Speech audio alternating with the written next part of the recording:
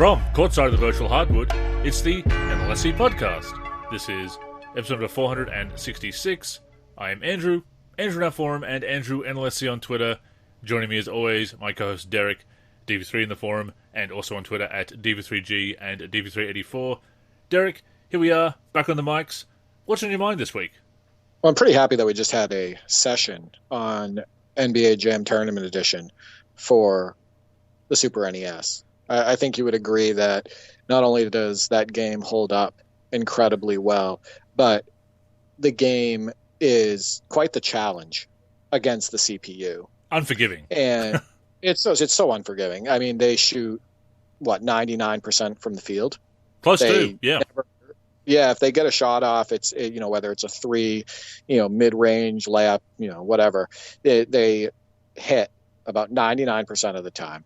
Your strategy to win really is just taking care of the ball, make less turnovers than them, and push as much as possible in order to jar the ball from them and get some steals.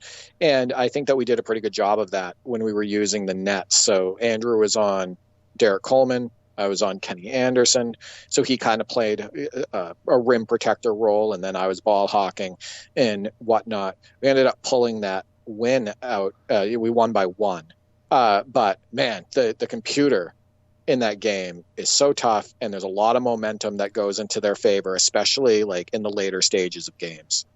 The rubber banding AI is brutal.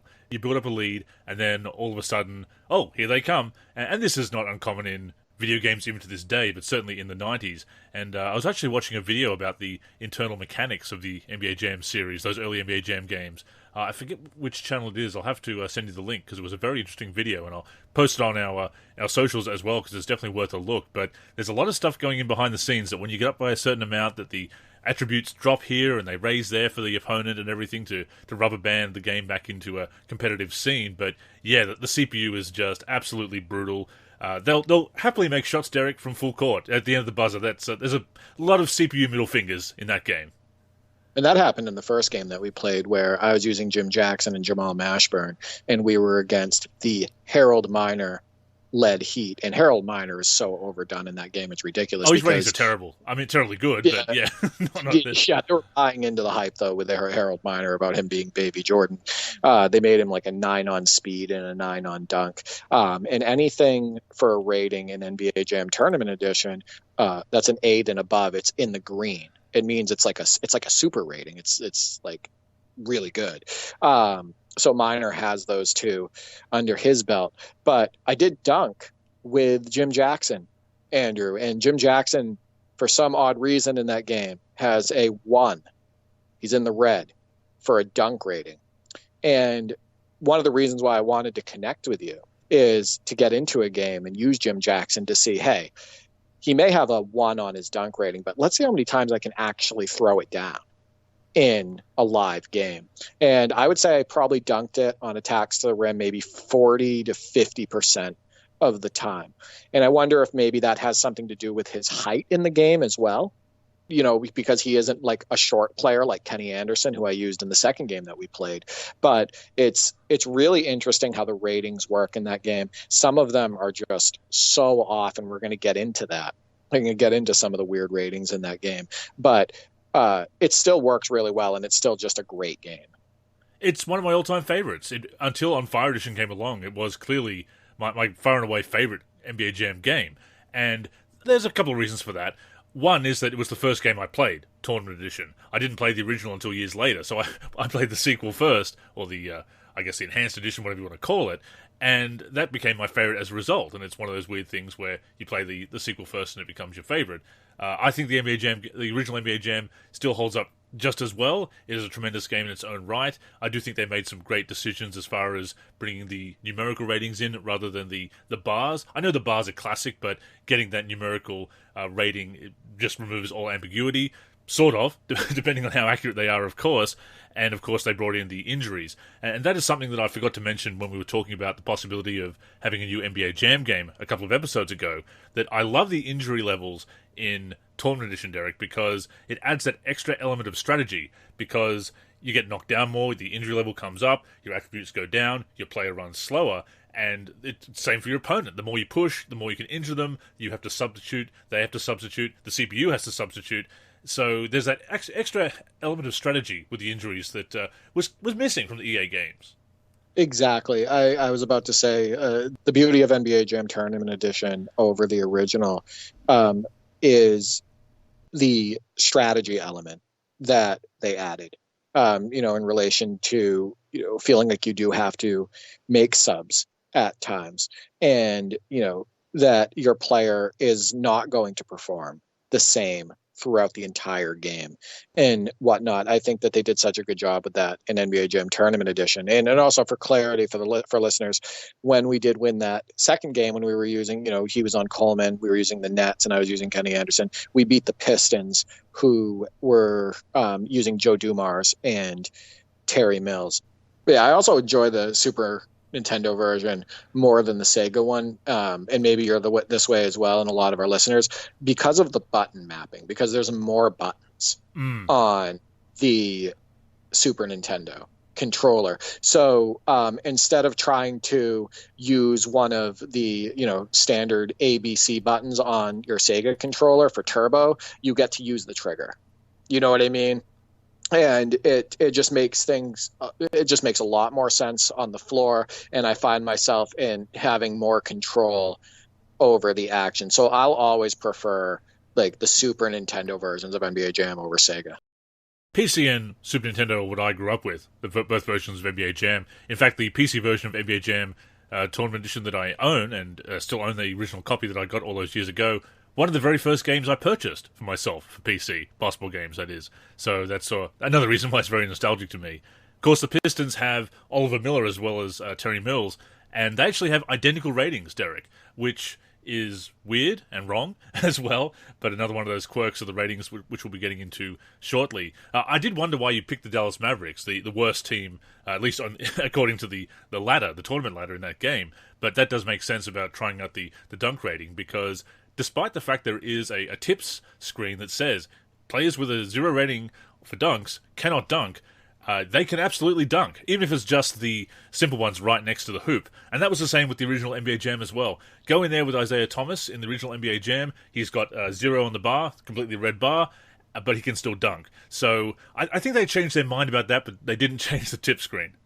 Which is interesting, because if you do that on NBA 2K, like the newer 2Ks, any of the ones from, say, like the PS3, PS4, PS5 eras, and you bring like their driving dunk to 0 or whatnot, or whatever the lowest rating is, 25 or whatever, you can't do it. Like, you can't dunk. You're not going to. Yeah. Same with NBA Live back in the day, yeah. Right, exactly. So that is super interesting. But let's get into a few of these. So for the sake of time, Andrew, I made sure not to go to the benches. So I'm only going by the first 2 names that you see for each team when you pull up the rosters. So first one I want to bring up is the Jim Jackson one on dunk. Jim Jackson was a shooting guard, small forward throughout his career. He was a great athlete. He wasn't a great dunker, but he threw it down plenty of times in his career. Somebody had to have programmed Jim Jackson to have a 1 on dunk. What are your thoughts on that? Because, I mean, it could have been somebody could have programmed it and maybe they didn't know a lot about Jim Jackson, or maybe they fat-fingered it. I doubt that all the errors and ratings on this game could be fat-fingered. Yeah, I don't think they're typos. I don't think they're messing up like that. From what I recall from an interview, back in the day, you didn't have the access that you have today. You can go on YouTube, obviously, and look up any player that you're not familiar with, getting stats, of course, from Basketball Reference and even NBA.com and so forth, and you only get to see the games you got to see in your local market and a few of the national games as well. So I think they have talked about how some of the players, they kind of had to guess, or they looked at the stats and made their best guess, and they definitely erred on some of them. And I also think, as we get into some of these ratings that you've got as examples, I think they may have also fudge them in so much as trying to balance the ratings and the teams, because some of them seem to be deliberately lower or higher just to make sure that a team has a 3-point shooter or a great dunker or a blocker or something like that. But I think some of it was just not having the resources back in the day. That makes sense. And maybe that's why they gave Dennis Rodman a 9 on blocks, on block shot. Or a substitute for his rebounding rating, because there's no rebound rating in the game. So maybe they looked at it that way. Right, exactly. And maybe that has something to do with it, but he was never a strong shot blocker in his career. He was a good rim protector. He was a disciplined rim protector. And he was obviously physical down low, kind of like Otis Thorpe, who was another guy who was just not a great shot blocker. But, he wasn't swatting shots. He never even had blocks in a single season in his career. Another one, Hakeem Olajuwon, 3 on steal. Hakeem is the best big man for steals, possibly in league history. Yeah, agreed. Obviously, didn't start keeping steals and blocks until the early 70s in the NBA, so we don't know about Bill Russell, younger Wilt Chamberlain, etc. But Hakeem Olajuwon had 213 steals in a single season at the center position, which would be the league leader today and over the last few seasons in the NBA. And then he just had a string of over 100 steal seasons. A 3, maybe it's that balance thing you were talking about, but there is no way that this young prime Hakeem Olajuwon should have a 3 on steal. Not at all. No, that does seem either erroneous because, a big man doesn't get a lot of steals, usually, or, again, a false balance.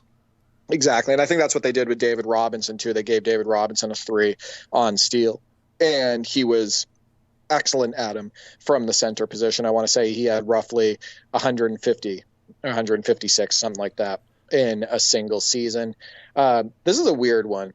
And I don't know if the clutch ratings were based on any numbers. I'm going to have to look up to see if there's any legitimacy to this. But they gave Vlade Divac an 8 on clutch. And Kevin Willis a 1 on clutch. Now, I feel like I know my basketball history pretty well, Andrew. I'd say so. I never thought of Vlade Divac as a clutch player. And I never thought of Vlade Divac as a more clutch player than Kevin Willis. It just seems like a very random rating. Things like that do seem random. I mean, you look at the Bulls, I think Pippen's clutch is 5 or lower, while Kukoc's is, this is on the PC version, actually, is I think 8 or even a 9. And, of course, Kukoc did have those clutch shots there around about that time, because the tournament edition covers kind of the 94 through to the 95 season over its various iterations. So that kind of makes sense. And, of course, Pippen very infamously sat out and sulked in that game that Kukoc hit that big shot in. So sometimes they make sense like that. But again, I think it does come down to not having the knowledge or just making some guesses or, we saw this guy hit a big shot and we've never seen this guy hit a big shot kind of thing. And they've just made some guesses with the clutch rating. Because again, you didn't have the advanced stats really back then either. Exactly. I think we were, a lot of us were combing through like the basketball almanacs, right? Exactly. Yeah. And I had a big one. I've talked about it on a prior NLSC podcast, and we were obsessed with it. We did so much with that almanac; it was unbelievable. But some players I feel like make a big play, and then just future video games just always make them good in that category. Like Tayshaun Prince's block on Reggie Miller. Reputation, yeah. Ever since that one block, and Tayshaun Prince was not a great shot blocker, but after that block, after that moment, he was always given a favorable block rating, regardless of how he was performing after that block. So, and then Darvin Ham was always given this ridiculously high dunk rating after he participated in the dunk contest. So even when he wasn't throwing it down as much anymore, when he wasn't elevating the way that he used to be, you could still in video games just kind of go at the rim with force and throw it down hard with Darvin Ham. Oh, for sure. It's kind of like how for a few years there, Vince Carter had this reputation as this fragile player. He had a couple of seasons where he was injured, but for the rest of his career, he was quite reliable, quite sturdy. Oh yeah, and that's that too. Like injuries, even something like that can follow a player in video games. Definitely. So it is pretty wild. Kevin Johnson in NBA Jam Tournament Edition, a 2 on dunk. I know that he was starting to head into the back end of his career, but for an arcade basketball game and with Kevin Johnson's reputation, I'm not saying he should have been in the green, but having him a 2-on dunk, which is something I would give to maybe a guard that wasn't capable of doing what Kevin Johnson did. I thought that's a pretty low rating. You remember Kevin Johnson throwing it down on Akeem Olajuwon, Of right? course, yeah. At least a 5, I'd say. Yeah, give him like a 5 or 6 or something. So I felt that was not disrespectful, but I thought it was just low. Misguided, inaccurate, yeah. Misguided. Christian Laettner, legendary college player. He could score the ball, obviously. Ended up being, I would say, good NBA player. He ended up being an all-star caliber NBA player. 10-year plus career, solid in his time. One-time all-star, yeah. Yeah, as an NBA all-star. 0 on pass. I've never looked at Christian Laettner and thought that he was a bad passer. I think 0 is pretty harsh for a power forward who was versatile like he was. But yeah, 0 on pass for Christian Laettner. Definitely too low. And then at the other end of the scale, you've got Dino Raja and Juwan Howard with 3-point ratings of 9. And I don't think Raja hit a single 3 throughout his career. I think Howard hit a couple later on, but they were not 3-point gunners. Oh, right, exactly. What do you think about this one? Cliff Robinson, a 9 on power and a 9 on block.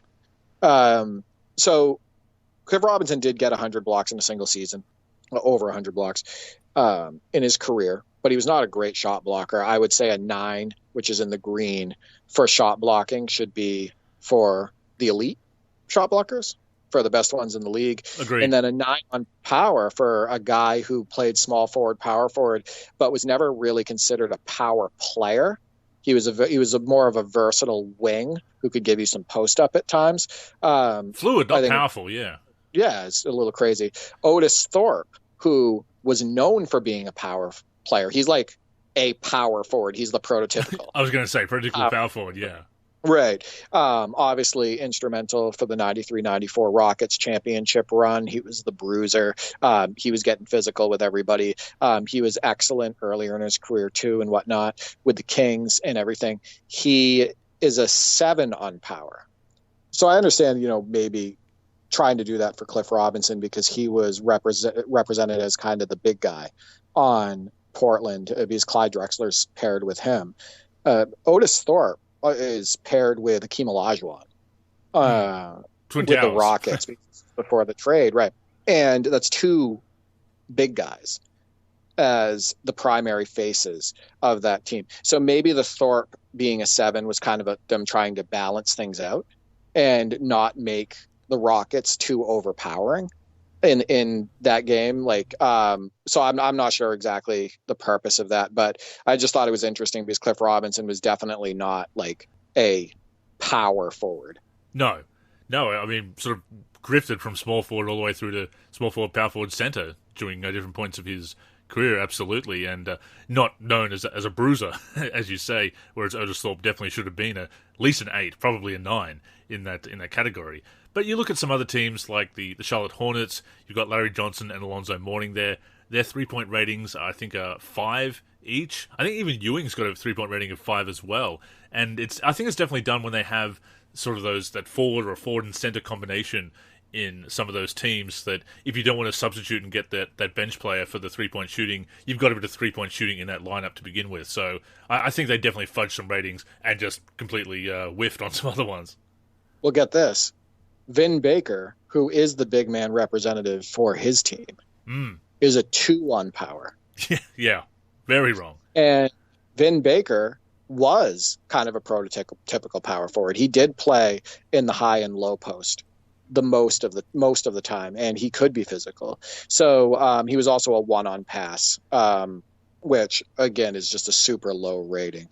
Speaking of Vin Baker, if you ever want to see how skilled he was, watch that young Milwaukee Bucks Vin Baker. Go on YouTube and watch some full games or some highlights of him. He was absolutely fantastic with his footwork, with his mid-range shot, his little post fadeaway.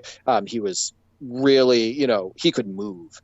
back then. It's before he started putting on the weight. But he's actually, in my opinion, one of the most underrated power forwards from the 90s, and I don't think he gets talked about enough. I agree. He also played 82 games, pretty much 3 or 4 years in a row. He was very durable. Oh, no, absolutely. And you know what happened, though, is when he did come to my Celtics, he was just a shell. Personal problems, the alcohol abuse. Yeah, it was very sad. Yeah, exactly. Yeah, it's, he had the personal problems. He had trouble staying on the floor. He wasn't as athletic anymore as he used to be. He used to run out of stamina faster and whatnot. It was still nice to have him on the Celtics, and he gave us a lot of hope at that time. But he was not like even close to what he was when he was with Milwaukee or his early years with Seattle. So check this one out. So Oakley is paired with Ewing in this game, in NBA Jam Tournament Edition. However, they still gave Charles Oakley an 8 on block. And Charles Oakley was an excellent rebounder. Both of us know that. But he was not a good shot blocker. So it makes you wonder again as if they're combining rebounding and block shots into that block. It kind of feels like it, doesn't it? And it's again, because it's that same Dennis Rodman situation where they've given him a much higher rating than he should, just to make him kind of a defensive force in the game, because there is no rebounding rating. But yeah, he was not a great shot blocker. Isn't his dunk rating about 5 as well? And Oakley very infamously didn't dunk that much. Right. So the last one that I want to bring up is a couple of questionable 3-point ratings. So Danny Manning and Tom Gugliotta have a 7, which is very close to the green for 3-point rating. And there's no like gray area with 3-point rating. It's 3-pointers, right? It's shooting behind the arc. Yeah, exactly. They have the same 3-point rating as Anthony Peeler. And Googs, you never looked at Googs and thought he was like a rifleman. No. Like he was like a bomber from behind the arc that like, oh no, you can't leave Googs open. In fact, I don't think he was really shooting them at the time. And Danny Manning was an excellent mid-range shooter. He had that super quick release, one of the quickest releases in basketball history. Go back and watch the film. It's like he never got blocked, it seemed, on his mid-range shots because he just released the ball so fast. It just came out of his hand so fast. But he was also not known as a 3-point shooter. So that's another wild one. And just to kind of add some context to that too, Danny Manning in 93-94 only attempted 0.3 threes per game and shot 17%.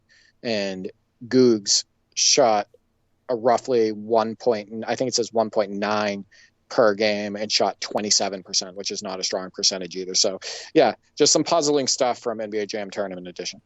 And it's the same with a few others. Oliver Miller, I think, has a 3-point rating of 6 or possibly even 7. It's more suitable for Terry Mills, who was a kind of that early prototype of a big man with range. Sort of the same style of player as a Sam Perkins. So definitely some inflated ratings. Again, Dino Raja and Juwan Howard having 9 is just absurd.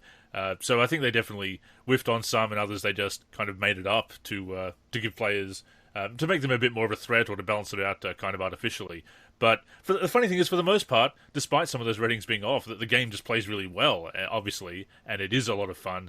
And a lot of the other ratings there's a lot of accuracy in the ratings otherwise, so for the most part it works, but there are definitely some weird ones. And of course, Yunkadare on the PC version with the most insulting ratings of all time, mostly 1s and 0s. I think his only ratings above 5 or 6 are dunking and power and possibly blocks, which does make sense, but other than that, he is one of the most underpowered players in the history of basketball games. If there was ever a player that in basketball history that deserved a 0 on pass, yes, it would be Yunkadare.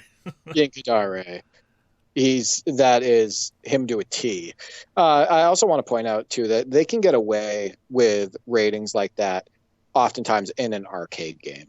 Definitely. The inaccuracies don't matter as much because of the type of wacky and zany action that arcade games are intended to produce. You got guys jumping, 10, 20 feet above the rim to throw it down. And it's just supposed to be fast paced, loose, fun. And so it doesn't bother me. But I almost wish that I was in the room when they were working on these ratings and making these decisions, just so I could, get more of an understanding of why. Before we go on, a reminder that the NLSC podcast comes out every week on the NLSC, nba-live.com, as well as our YouTube channel. We're also on Spotify, Apple Podcasts, and other podcast apps. If you're listening on any of those apps, we'd greatly appreciate a review. To keep up with the show and everything we're doing with basketball gaming in general, connect with us on social media. On Twitter and Facebook, we are the NLSC. We also have an Instagram, NLSC Basketball, and on YouTube, we're youtube.com/NBA Live Series Center. Once again, visit us at nba-live.com, where in addition to the podcast, you'll also find all of our original content, as well as our forum and modding community.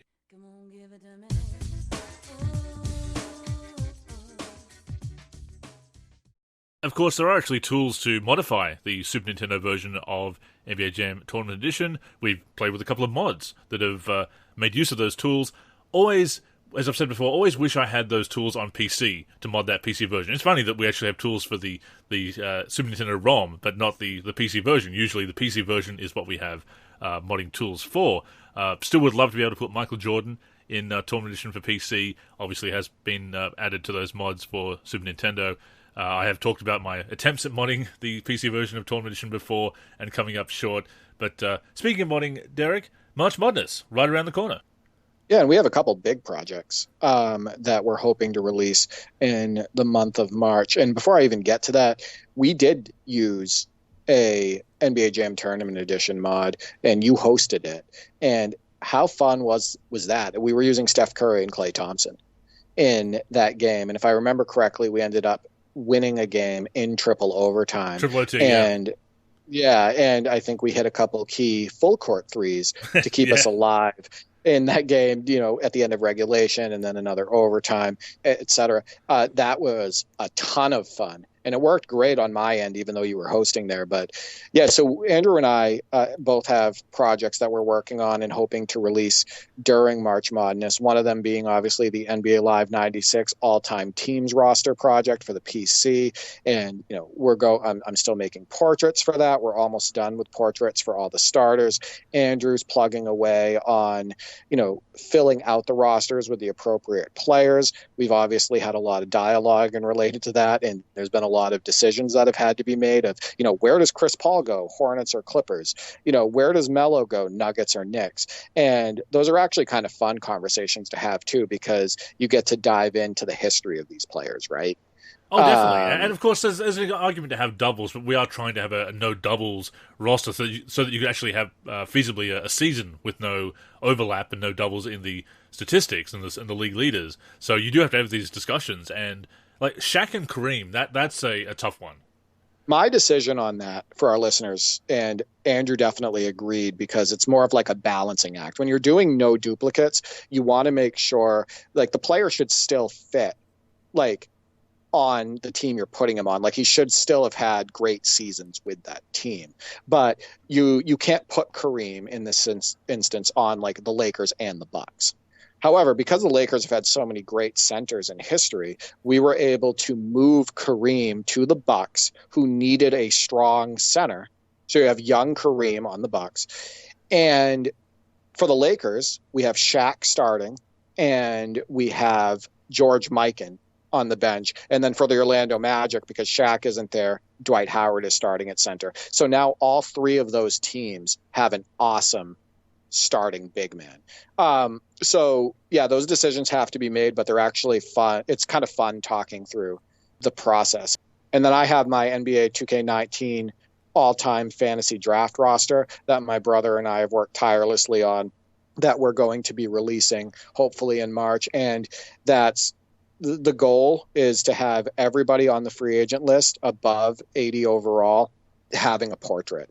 So all of the legends in history, all the classic players that are going to be included in this mod, classic, current, etc., are going to have a portrait. And we're about, I would say, 90% done that process, which is huge. I've made hundreds of portraits for this roster, and we're going through the players and editing the signatures, attributes, all of that stuff, badges, and we're just going to make sure that it plays really well on the floor at the same time. So yeah, big releases, Andrew.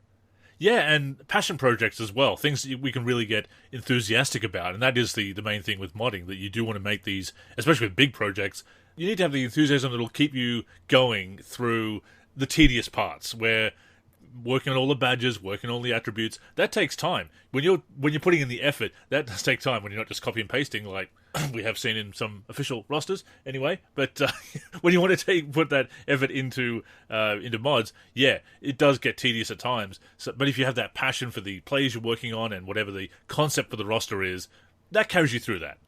Right, exactly. I mean, you notice some things too when you're troubleshooting, and you're a good way to tell if something is wrong with a player is by playing a bunch of games against the computer and seeing how the computer is using those players. And my brother and I were playing our fantasy draft season, and Maurice Lucas took like 4 threes in the game, and we're like, yeah, we have to go fix Maurice that Lucas. Should be, yeah.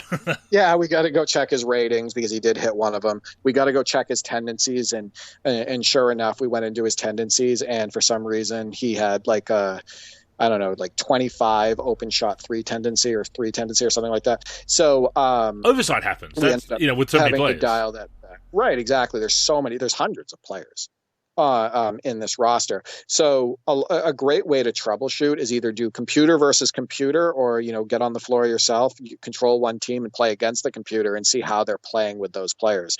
Like, you want the power forwards who played in the mid-range and the post to be in those areas when the computer is using them. And then if they're on your team, you want them to be hanging out in those areas, or moving to a block to post up if that's what they would normally do in real life. So there's a lot of thought, and this isn't going to, I'm not talking down about the Live 96 project, because I think it's equally important, and it's going to look great, and it's going to be fun to play, but you don't have to worry about that stuff as much when you're modding an old game. 20 ratings, I think, in that game. Like, it's right, like players you said, come together very quickly. Players, yeah, right. Yeah, you said you could add players to a roster just like that, like very within much so. minutes. Yeah, I think you've seen me do it when you were connected on Parsec. I was showing you just creating a player in about 2 minutes. It's right, exactly. Which is cool about older games, right? You can really get stuff together a lot faster. Definitely. Yeah. But with the newer games, there's just so many ratings and badges and tendencies and art. And there's just so many different things you have to mess with in order to make it work right. So that's going to be a fantastic project. I'm looking forward to getting our all-time teams for 96 out there. I do have a couple of 96 mods ready to go. The jersey roster, where I've taken all the players and put them on the team that match their jerseys. Very wacky roster there. Same with the draft roster, where I've got all the players on the team that drafted them. You and I played a game. Was it Warriors versus... who do we play? Warriors versus who? Sonics, wasn't Warriors it? versus Sonics, that's right. And... yeah, that was a very fun game. Just putting them, again, a team that... some players that never played for the team that drafted them. What would it look like with a super team of players that were drafted by each club? And Sacramento, there's a lot of players in that NBA 96 that were drafted by Sacramento that you don't remember. Kenny Smith, for example. We always think of him with the Rockets, but began with the Kings, and of course had a stint with the Hawks in between.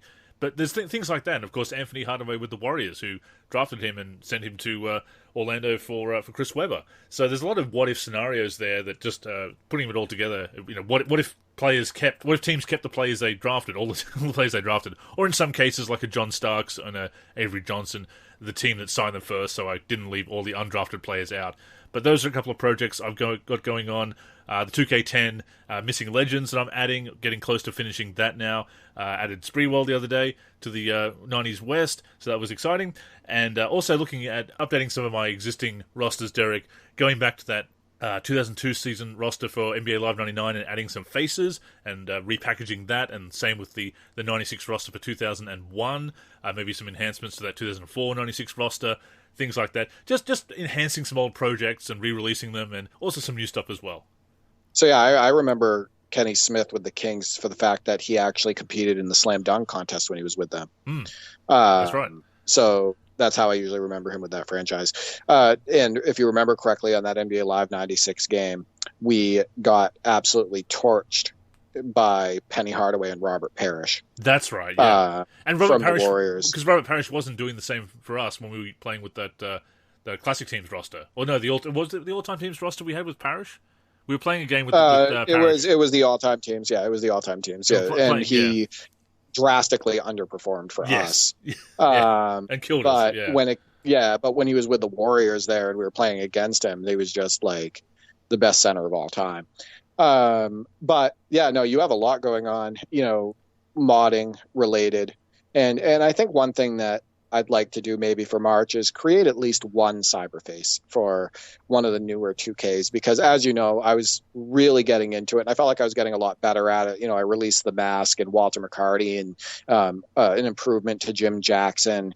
And I even did like Hellboy and Sylvester Stallone and Apollo Creed. Like I was having some fun making cyberfaces for the newer 2Ks. And then it just kind of fell off. I ended up getting involved in other projects. Life caught up with me and I wasn't able to continue. But I'd like to create maybe a cyberface for NBA 2K23 and release that in March. Now, that'd be really cool, but it does come down to the games you're enjoying the most as well, because you're enjoying the game, as we've said before, and it's moddable. You kind of enjoy modding the game that you want to play. You want to use those mods in that game. Right, like 2K19 right now. My brother and I are really loving it. And Stildo and I have our season on it. So I've converted a bunch of cyberfaces that were made by the community to 2K19. So I've been in Blender and Photoshop, editing bodies and all that stuff. Like I've converted a Kobe over, T-Mac, Shaq, and many other players. From the newer 2Ks to 2K19. So you're right. When you're enjoying the game, when it's something that maybe somebody else is enjoying with you at the same time as well, so you can share that experience, that is always going to be the more enjoyable modding situation or modding project.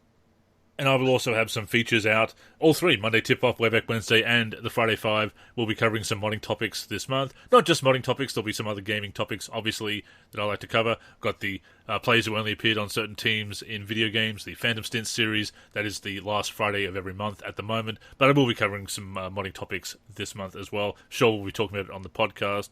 And of course, Derek, the giveaway. People who upload work to the download section through March and put March Modness there in the description automatically go in the draw to win a copy of NBA 2K24 PC later this year. I mean, that's incentive right there. The games are expensive. Free game, yeah. Yeah, it's a free game. And, hopefully we do get NBA 2K24 for the PC. Hopefully it's the next-gen version. If not, I just want us to get a game again, right? I just don't want them to be done releasing 2Ks on PC. Definitely. I want the community to still have a viable option to play and mod. And unfortunately, right now, NBA 2K is the only 5-on-5 sim game being released yearly for PC. And Live hasn't released one since NBA Live 08. So, fingers crossed. And yeah, that's definitely incentive. There will be a post coming out on March 1st with all the full terms and conditions of that giveaway. Definitely check that out. Definitely get involved with all this celebration of modding, March Modness. It's going to be a lot of fun, as always. 6th annual March Modness, Derek. So it's time certainly gets away from us. But before we get to this week's mailbag, thought we'd catch you all up on what we've been playing. Obviously, Derek, this is going to surprise you. My NBA 2K14 My Career, I've been playing that. Yeah. Only for what? Your obsession has only lasted for a year and a half now? Easily, yeah. And 5 seasons in that time, yeah. 5 seasons playing every single game. I'm impressed. I love it. It's a game that you were not fond of when it was first released. You dusted it off and said, you know what, I'm going to give this game a chance. And not only did you give it a chance, you ended up, it ended up being like the key part of your rotation. Oh yeah. And you've just been borderline obsessed with it. And I love getting the highlights from you on Twitter. Andrew continues to send me highlights when cool things happen. He continues to make submissions for the NLSC top 10 plays of the week. The storylines can continue. Andrew's been carrying a much bigger load lately in season 5 because of injuries. He has a starter on his team right now who I want to say he said is around 65 overall. Brandon Rush, yep. Yeah, Brandon Rush. So Andrew, put up a 100+ point game. Those highlights are up on YouTube. I told him I was mad at him because I wish he had taken the highlights from that full game. That way I could include it in the NLSC Greatest Game series. And he could be right alongside Delonte West from NBA Live 10 in the Video Game Hall of Fame. But unfortunately, he didn't take enough highlights, so it's almost mythical, just like the Wilt Chamberlain 100-point game. Well, here's the bad part. I did actually record that whole game and then cut it up to get those highlights. And then I deleted the file because I thought I'd got all the highlights I wanted out of it. So I you can be even madder at me because I did actually have the highlights to send, but it didn't occur to me. But that being said, I would never want to put myself in the same breath as Delonte West. What a ridiculous performance by Delonte West in NBA Live 10. And I think the thing that's crazy about it is it was against another human, and it was during the NLSC tournament. So it was high stakes. That was right? special. That was a special performance by Delonte. Yeah, I mean you've got LeBron. And You've got LeBron right there. You've got Big Z. You've got a lot of other weapons, but it's Delonte who did it. Right, exactly. Here's Delonte West, not on the easiest level in the game, hitting fadeaway threes, coming off screens, driving to the hoop, and outplaying hitting Kobe. Acrobatic layups. Yeah, in traffic. Yeah, and it's outplaying Kobe. I believe that was against the Lakers. So pretty wild stuff. And Delonte West played for my Celtics for a bit, and he was a fan favorite. And it was awesome watching him play because he was all out hustle all the time. He was the little guard that would challenge big guys at the rim. He'd be always trying to block shots and whatnot. And of course, he ended up with injuries as a result because of the way he played and that, that aggressive nature. But he was an easy player to root for. And in my career, I'm almost at the end of March now. Actually, my next game is going to be against Kobe, LeBron, and the Lakers. And Kobe has announced his retirement. He's played a couple more seasons than he did in real life. He's up to 37,000 points. I think he's surpassed Karl Malone at this point. He's second all time. Not going to beat Kareem unless he sticks around. Has announced his retirement, so this is probably going to be the last time that I face him. I'm kind of hoping that it hasn't happened yet in my career that somebody's announced their retirement and gone back on it. But I'd love it if he did stick around for one more year and perhaps he can break the record. I mean, I'm hoping that I can play enough seasons of this to break the record myself, but it would kind of be cool to see him do it on the virtual hardwood. But I'm kind of hoping that it'd be cool if he does come back, but then comes home to Philadelphia to play a season alongside me. That would be kind of a cool twist if that happens. But I think he is going to ride up into the sunset. But still going. Lakers are 31-41. They're out of the playoff picture basically. The Kobe and LeBron pairing has not panned out as well in this reality as it would have in real life, even if they had joined up later in Kobe's career. I feel, as I said in my feature on it in my NBA 2K14 My Career Stories video that I produced about that pairing. But it has been fun. Carmelo Anthony is back in the lineup and healthy again. Terry Hanson's still out until next year. 72-1 at the moment, so looking pretty good to go for the 5th straight title. I'll tell you what, Kobe would have been happier playing with you in Philly for his last season than he would have in his real last season in real life under Byron Scott, where the Lakers were absolutely dreadful. He definitely would have had more success and enjoyed that more.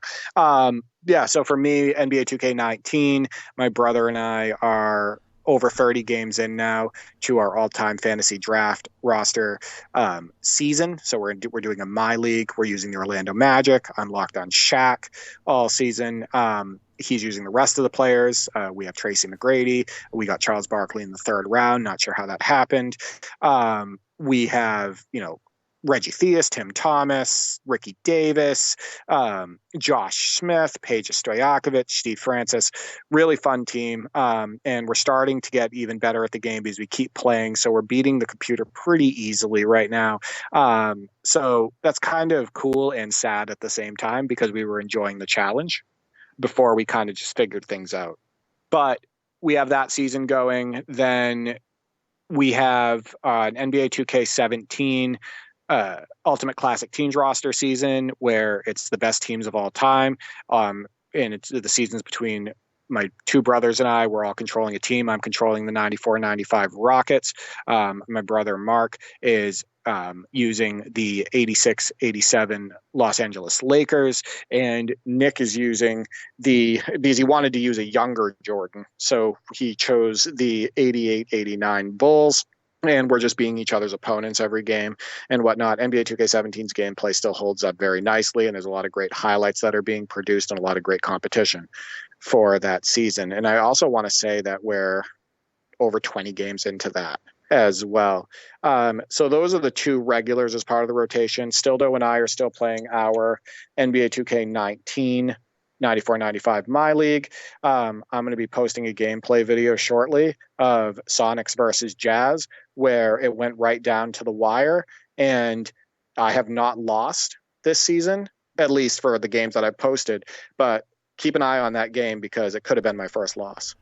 There's been some close calls. There have been some close calls lately. Right. So coming into this game, I want to say I was 24-0 or 23-0.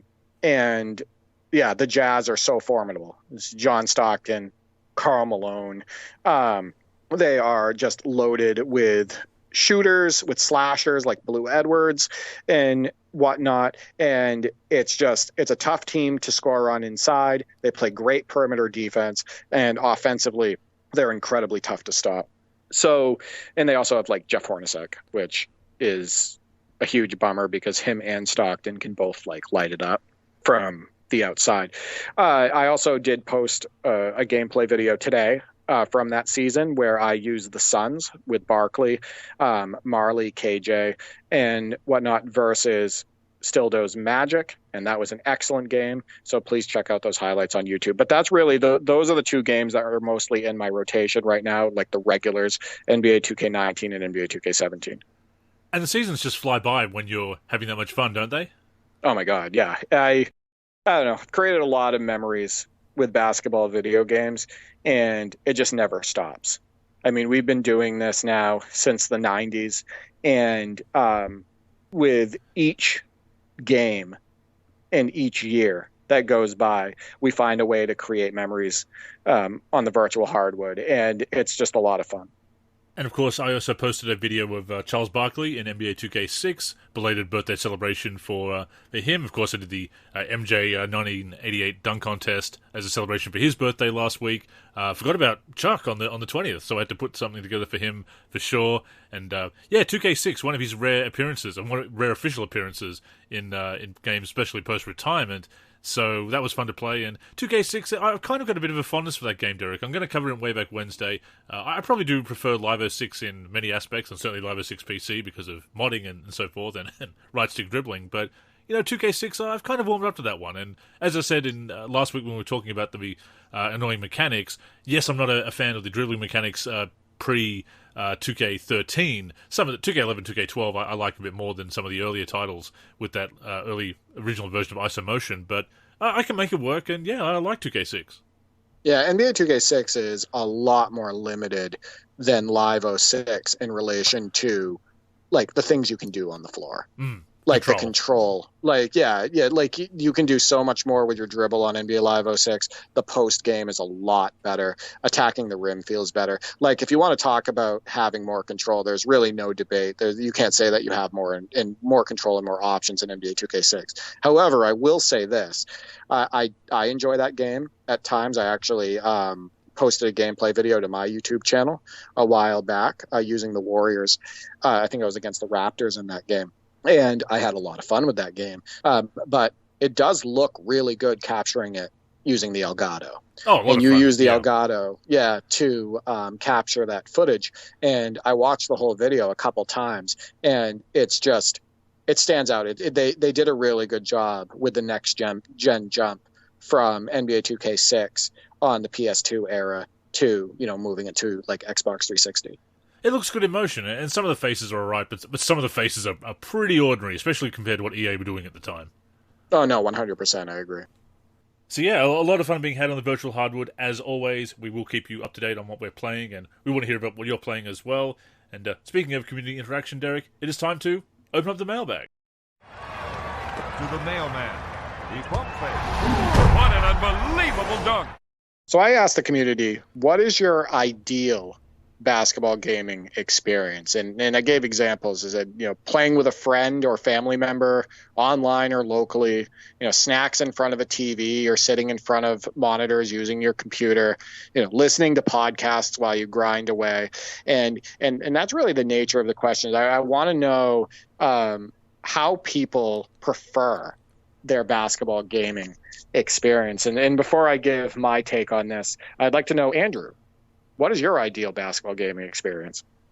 See, it's a tough question for me to answer because I enjoy kind of equally both solo and multiplayer or co-op play. So I have a lot of great experiences just by myself in front of the TV, in a chair or lying on the bed or on the sofa, or sitting in front of my PC. So I kind of don't have on your bike, Andrew. Or on my I remember bike. I remember you playing games on over Parsec with me of NBA Live 10 while you were getting a workout in. I still do that. If I haven't been able to get out for a run or a jog or a walk that day, my cardio will be on the bike playing a game. And actually, quite often, if I'm on the bike and playing my career, for example, I will actually be listening to a podcast, which is funny because obviously there's great presentation in 2K14 in my career, but of course I've heard a lot of the lines before in the commentary, so quite often I'm listening to a podcast when I play that. So, but yes, I will get on the bike and do a bit of exercise while I'm playing a game. Who says that playing video games is unhealthy, Derek? No. I think it was Roger, actually, NBA Live 2001 legend, who stated that he had been playing NBA 2K14 as well on his bike. Like that he had been, getting some sessions in while he was on the stationary. And I think that actually a lot of people probably do that. And that's something that I don't really have the setup for. And I'm actually not even a fan of my stationary that I have in my apartment because it's old and I actually think it just sucks in general. But yeah, I think that's a great idea. And of course, playing Parsec with you has become a very enjoyable part of my basketball gaming rotation as well. And for a long time there, playing with the guys on a Friday night, we'd usually play with the NLC Thrill Ho, just setting up and yes, having some snacks maybe, and having a couple of beers while we play, and whatever your poison is. So, and that was just sitting there in my computer chair, but in front of the TV in this instance. So yeah, I kind of have a variation of it, but. Well, it depends on who I'm playing with and whether I'm playing solo. And yes, I will sometimes bring the exercise regime into the into the basketball gaming as well. Yeah, so I've loved our Parsec sessions, and that has been something that's kind of been a staple of my basketball gaming habits for the last year and a half or so. And that's not going to go away anytime soon, as you know. I mean, we just connected tonight and played some NBA Jam Tournament Edition. We still have to finish the road trip on NBA Jam on Fire Edition. We still want to get a season started on, say, like one of the older NBA Live games. And, we have modding projects we're working on, so none of that's going to stop. And while I love that, my ideal gaming experience is always going to be local and with my two brothers. And it's not that I don't enjoy other experiences more. In fact, I can have a blast with it. And it's also great for content creation. It's just my brothers and I have such a history together. Of right? course, yeah. And we've been playing these basketball video games together since, for multiple decades. And, fantasy drafts, all-time teams, just the regular teams doing a draft with the stock current rosters in games, creating players, creating legends, putting our favorite players in the game. Just absolutely endless amount of memories that have occurred as a result. And as I've talked about on prior podcasts, video game legends have been created. Alonzo G, Pat Garrity, Walter McCarty, Walter Herman. There's been, Hashim Thabit, the Greg Monroe, Larry Sanders, that combo, that duo on a drafted team was just so deadly. And I want to say it was NBA 2K11. We've made so many memories and we've had so many laughs. We've also had some intense competition, and just all of us being in the room together and being able to experience that on that type of level. That is what it's all about. And it doesn't matter if we're using wired controllers, wireless. It doesn't matter if we're playing on a big TV, a small TV. It doesn't matter if we're playing an old game or a new game. That experience is just always amazing.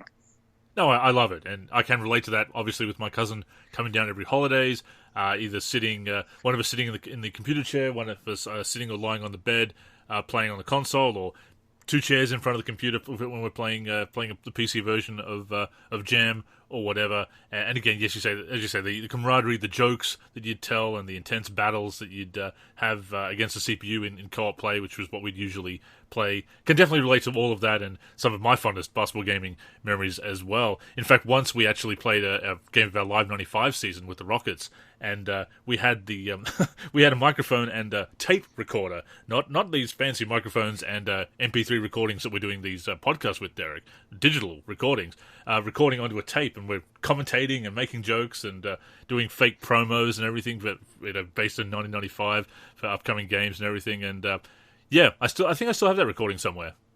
It's funny. Back in the day, we did something similar, but we did it with movies. So we would have a movie on, and we would turn the volume off, and we would create our own plot for the movie.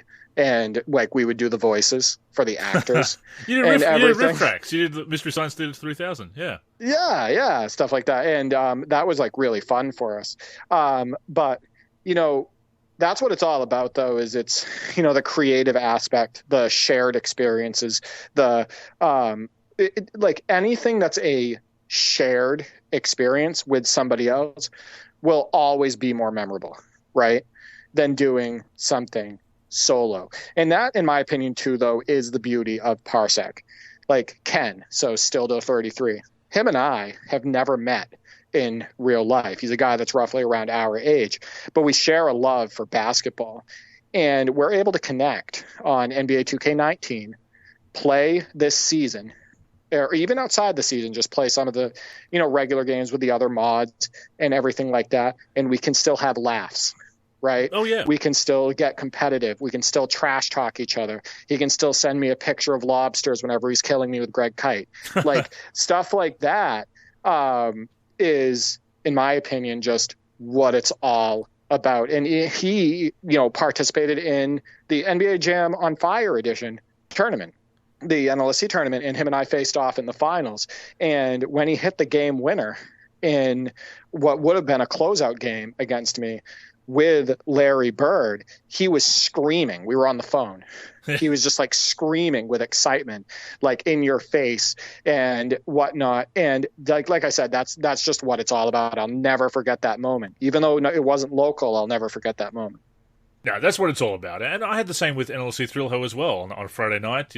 We're all unwinding after work and just enjoying some running gags and everything. And even when the games weren't going well, if there was some connection problems with the 2K servers, or the game wasn't performing well after a patch, or experiencing some of the toxicity that comes with the online scene, there was still that camaraderie there to have jokes, to joke around with each other and everything. So yeah, that was a lot of fun for a while there.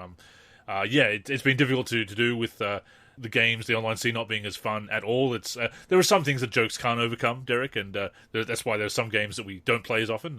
Live 07 comes to mind. It's only every so often you can pull out Live 07 and make fun of it before you need to put it aside again and not play it for quite a while.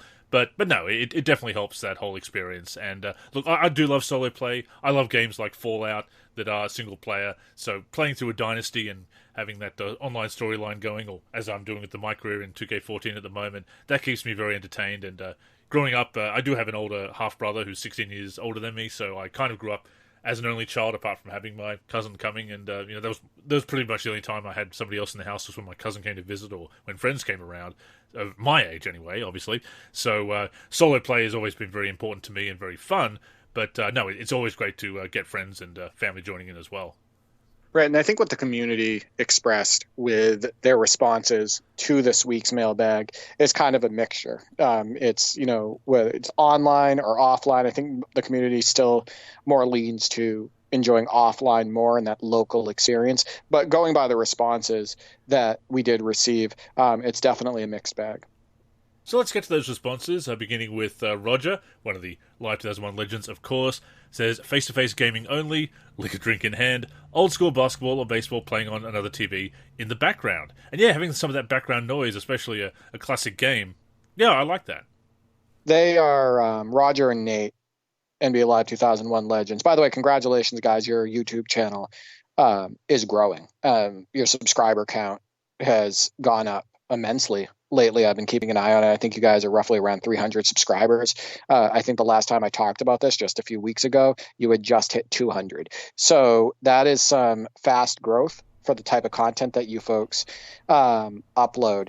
So huge congrats on that. They've been uploading a ton of footage related to, NBA 2K14, either Roger playing solo or Nate and Roger going head to head. They're still uploading NBA Live 2001 gameplay, which I love. They're still playing that game, even though they got some new games into the rotation.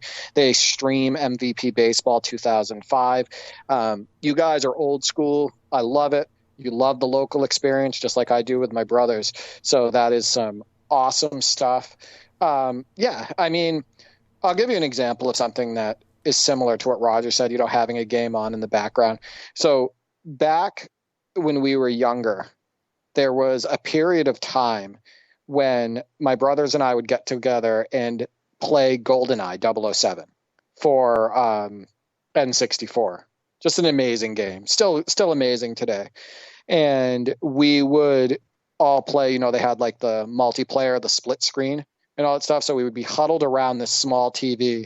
And whenever we got together, we would have Van Halen playing in the background. So we would have music. So not like a game, but we would have music playing in the background. And it just kind of became like a staple to that experience. And that's a big part of the memories today related to those gaming experiences. It's the game was great, but it's also just like the entire scene, right? The entire atmosphere and whatnot. And those Van Halen songs that we would be listening to during the GoldenEye days, we associate those songs now with GoldenEye. So yeah, I can definitely understand the whole, like, having something going on in the background, some other, music or commentary, etc. that's not, coming from the game.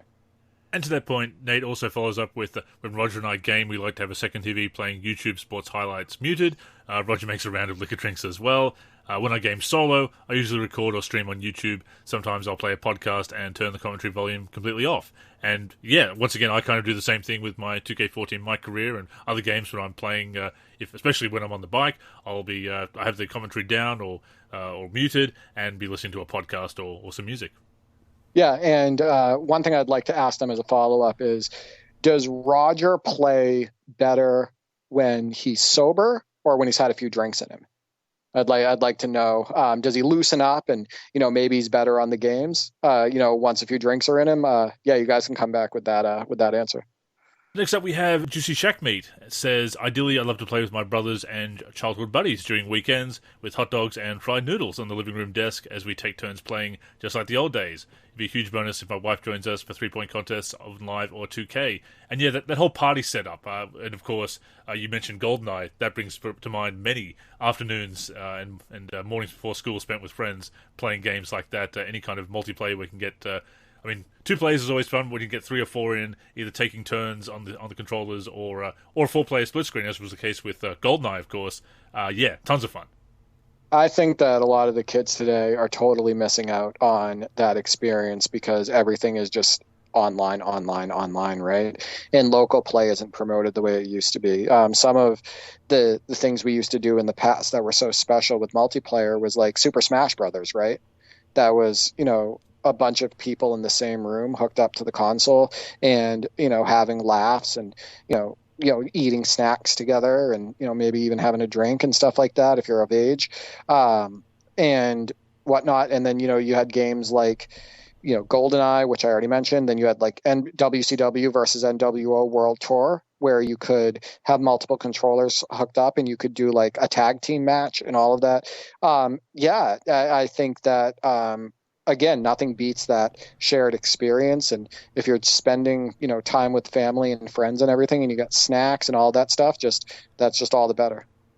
And Snake 2022 on Twitter says, offline, chillin' off time. Realistic stats, real looking players, and reshades. And that reminds me a lot of my great Dynasty games that I've had and franchise games. Love doing that and going for those realistic stats. Sometimes I've also had Ben Gordon score 92 points in a game, so I will definitely play fast and loose with reality, Derek. But I've never really been into reshades as far as mods go. I know a lot of people do like to change up the game in that way, and that's cool. I've usually just gone with the default aesthetic, usually. But yeah, offline gaming, I'm all for that too. Yeah, he mentions reshades. I think a lot of people on PC, playing the newer 2Ks or even some of the past ones, I think that reshades have become a really big thing, especially when Next Gen came out and everybody was trying to make the PC version of NBA 2K look like Next Gen. Definitely. So they were trying to get the lighting the same. If there's a fog effect, the fog effect the same. Trying to make the colors look the same, all of that stuff. And it was either messing with the game's global or it was using like a reshade application, which is what a lot of people have been releasing in the community over on the NLSC. So I'll say this. When NBA 2K14 PC came out, I was obsessed with globals, the global mods, the ones that actually changed the look of the accessories, the ones that changed the sweat effect. Like Lagoa's global is still my go-to because it added more realistic sweat effect, sweat that you can see from like the broadcast angle. And it was progressive sweat where, throughout the game, if the player had been playing quite a bit, he would increasingly sweat more. So, yeah, I definitely understand the draw to reshades and global edits and everything because they can definitely change the visual experience. And we have another vote for offline play here. Boo Radley says, alone on a TV while listening/watching NBA League Pass on my phone. So yeah, I think a lot of people like having that background noise that's kind of a whole immersive stimulation for the senses, if you will. Right, and I'm going to give a shout out here to Teddy Bear the Gamer because he has sent a few highlights in the past to me. And in the background, what I can hear is the NLSC podcast playing. He's listened to the podcast for quite a while, and I really appreciate him and his support. But I always thought it was cool that, I would get a highlight every now and then from him. And what I heard in the background was him listening to our show. A lot of people do like that. They like listening to podcasts. Nate and Roger like having the TV on in the background, some sports highlights, some sports commentary and everything. And I think that can add to the experience too. Definitely, and we love the support from Teddy, and yeah, that's cool that you've heard him listening to the show, and very supportive of everything we do, and shout out to Teddy for those highlights, because they're always awesome.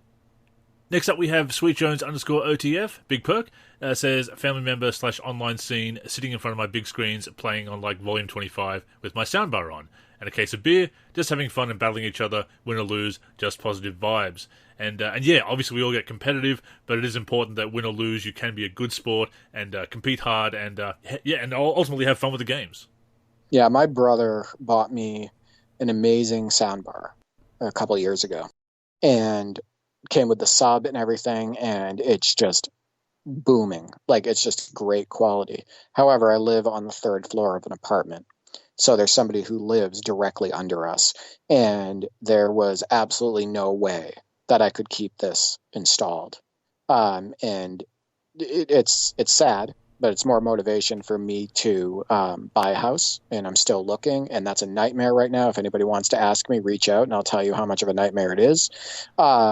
Like, the housing market is terrible at the moment. Or if they have a really good house to sell you, also reach out. Right, exactly. If you have a house that you want to sell me in the New England area, yeah, please reach out. But yeah, no, I totally understand that. And he has some great content too. He's very similar to us in the way, in the games that he enjoys playing and like the way he wants to enjoy that experience and whatnot. I've seen him stream NBA Jam on Fire Edition. He was diving into the newer 2Ks and everything. He's a cool dude.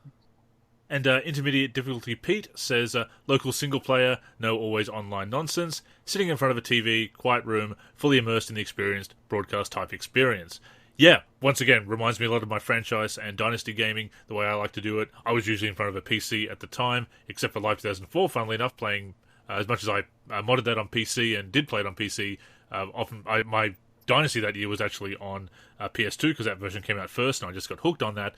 But I love that whole getting immersed in it and just like it is, a real broadcast. Absolutely. Yeah, basically when he's playing, get the hell out of the way. Leave him alone. Let him play. Let him get immersed in the action. No, I love that. And he said broadcast style, right? Yep. So that's something that you and I both love. We pretty much any chance we get, we'll use broadcast cam. I know that you enjoy that kind of different camera view experience. The follow cam for like my career on NBA 2K14, when it really comes down to like using NBA teams or just playing NBA modes and whatnot, that you're going to be using broadcast. But yeah, I'm the same. I want my video game to, as long as it's like a simulation game, not an arcade game, but my 5-on-5 experience with basketball video games, I want it to be as realistic as possible. Definitely, that's why I love the broadcast view for that gaming. Yes, as you say, when I'm playing a player-locked mode, my career, or the connected online modes, I am playing that follow mode over the shoulder, kind of. That not quite 2K cam, it's the one that follows the player and swivels and just travels back up and down the court. I find that better for that particular style of play. Otherwise, I'm on broadcast. Or, of course, Derek, classic cam. Classic cam on the NBA Lives, the older NBA Lives, and then like the crowd cam on NBA 2K8, which kind of emulated it. That's still such a great view of the court. I love it. And finally, we have Dr. Funk 1984 says, my friend of 30 years came through yesterday and we played Royal Rumble on Sega Genesis for hours. And yeah, I love that. Obviously, same age as us. Just being able to connect with an old friend and go back and play a classic from childhood. I played the Super Nintendo version of that game, WWF Royal Rumble. A lot of fun. And yeah, whether it's basketball or whatever, GoldenEye, we mentioned, the first-person shooters, multiplayer, whatever it is, that's a very fun experience. And you're never too old to connect like that and just have some throwback fun. The fact that you can still have a blast doing that all of these years later, as an adult with all your different, your new responsibilities and everything, I hope you never lose that. My brothers and I, we talk about it. We plan on playing these video games until our thumbs won't allow us to anymore, until our minds won't allow us to anymore. Because why would we let go of such a fun experience? Why? Because we're adults, right? Like, why? Because they're video games? Like, absolutely not. We're going to play for as long as we can. Hell, my girlfriend, she plays. Actually, her and I connected on Parsec today because she was house sitting. And we played Unravel 2. I don't know if you ever heard of that game. It's a co-op side scroller where you can use strategy. And we had a blast playing that today. And then I watched her play some Crazy Taxi, which is one of my favorite games, non-basketball games of all time. We used to have it for the Dreamcast and whatnot, but there's a version on Steam that we were playing. So I watched her play that a bit, but never let go of that stuff. And, anybody that tells you that you're, too old for that stuff or that, as long as you're taking care of your responsibilities in life, like your important responsibilities, and, you're treating people the right way, that's what matters. Keep gaming. It's fun. For sure. I was looking at our demographics on Spotify the other day, Derek, and we have a lot of listeners around our age, between 25 and 45 as sort of our most of our listeners. Shout out to you. Obviously, we can relate to a lot of your life experiences growing up with basketball gaming, and of course, shout out to our older and younger listeners as well. We appreciate each and every one of you. But it's, as we've said before, there's so much debate over what is an adult activity, what is an appropriate hobby for adults, I should say. And if you grew up with games, they remain part of your way to unwind and to socialize as well. I mean, even today, go around to a friend's place for a party, and they'll have some kind of gaming system set up, and we'll have a bit of a go of that, and while having some drinks and food and chatting, and some people will be playing and coming in and out, and a lot of fun. Yeah. Just don't let go of something that you enjoy just because of any social pressures, right? Or because somebody's in your ear telling you, hey, you should be doing something else. Trust your gut. Something else. You trust your gut. Do what you love. If it's a shared experience, all the better. But yeah, don't stop. For any reason that doesn't make sense. And of course, we will continue to celebrate basketball gaming here on the NLSC Podcast and in all of the content that we produce. But thank you to everybody who responded to that mailbag prompt. Yeah, a lot of people loving basketball gaming, which we love to hear about, Derek. Yeah, thank you for listening each week. to the podcast, and when I put out a mailbag, jumping on those questions and whatnot. And we love hearing from you, and we love hearing what you're up to in basketball gaming and how you're doing in life and whatnot. We follow you. The NLSC account usually follows you as well. And thanks for basically sharing kind of this journey with us. I know that sounds cheesy, but really basketball gaming should be about fun. And it should be about excitement and shared experiences. And you guys do that with us, so I appreciate it. Absolutely. With that being said, that has brought us to the end of this week's show. As always, we thank you for tuning in and invite you to join us again next week, either on the NLSC, nb-live.com, our YouTube channel, or your podcast app of choice. In the meantime, please connect with us on social media. That's where you can get in touch with us and, of course, stay up to date with all of our content. So, Derek, go ahead and plug the handles. You can reach me on Twitter, where I'm the most active, at D43G and at D4384. I am on the NLSC, D43, and also on YouTube, D43.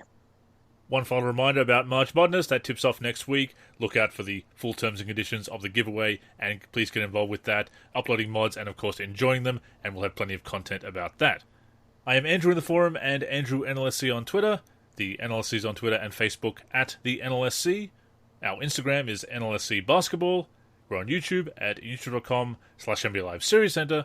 And of course, give a look to the NLSC itself, nb-live.com, for everything we do for basketball video games. So, thank you once again for tuning in, and until next time, I'm Andrew. And I'm Derek. Go get buckets, everyone.